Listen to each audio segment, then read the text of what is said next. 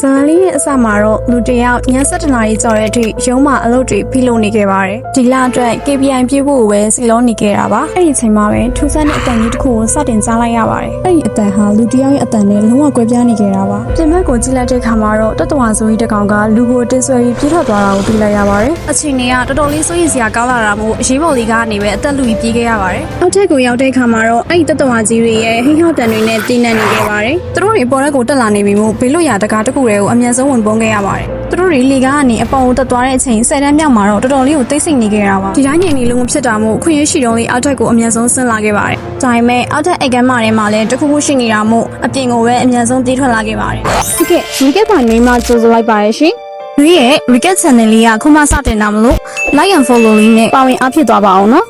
ကောမန်လေးတွေကလည်းဗီဒီယိုလေးတင်မှုအားစိတ်တစ်ခွက်ဖြစ်တာမို့ကောမန်လေးမှာတစ်ခုခုရေးပေးသွားခဲ့ကြပါအောင်ရှင်တင်ဘက်ကမြင်ခွင့်ရတော့ငရေကန်တစ်ခုလိုပဲတကယ်ကိုယုံရင်ပျက်စီးနေခဲ့တာပါနိပညာပြလိုက်တဲ့မှာခဏဝင်ပုံပြီးသူတို့ကိုမျက်စိပြတ်နိုင်ခဲ့တာတော်သေးတယ်လို့ဆိုရမှာပါဒီလန်ကြားရကနေဖြတ်သွားမယ်ဆိုရင်တော့မိမိရဲ့တိုက်ခန်းကိုရောက်ရှိမှာဖြစ်ပါတယ်တိုက်ခန်းနဲ့ရောက်ရှိသွားတဲ့အခါမှာပဲအတောင်အဝရှူနိုင်ခဲ့ပါတယ်တော့ရှိနေလို့သာစိတ်အေးသွားခဲ့ပေမဲ့ဖုန်းလိုင်းကလည်းမရှိဘယ်သူမှလည်းဆက်သွယ်လို့မရတော့လက်ရှိရေကလည်းအလုံးလောက်မရှိတော့ပါဘူးရိတ်ခါဆိုလို့ခောက်ဆွဲကြောက်တုံးထုံနဲ့ရေတချို့တော့ပဲကြံရှိပါတော့တယ်အခုချိန်အပြင်ကဘာမှာဘလို့တွေဖြစ်နေပြီလဲရှူတီးကကြားလိုက်ရတဲ့အပြင်ကတကားခောက်တန်းကြောင်းခေါင်းနှပန်းကြီးသွားရပါတယ်လူလားတက်တော်လားတက်တက်ကွက်ကွက်မသိနိုင်တဲ့အနေထားမှာသူပါဆက်လို့ရမယ်မသိတော့ပါဘူး